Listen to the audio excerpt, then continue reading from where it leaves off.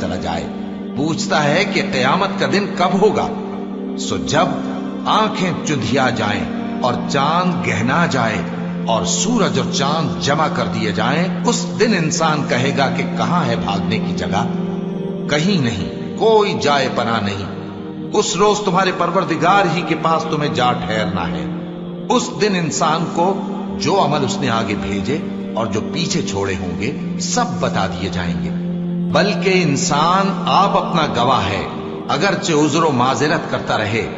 اور اے پیغمبر صلی اللہ علیہ وآلہ وسلم، وحی کے پڑھنے کے لیے اپنی زبان کو تیز تیز حرکت نہ دیا کرو کہ اس کو جلد سیکھ لو۔ اس کا جمع کرنا اور پڑھانا ہمارے ذمے ہے، سو جب ہم اسے پڑھا کریں تو تم اس کو سنا کرو اور پھر اسی طرح پڑھا کرو۔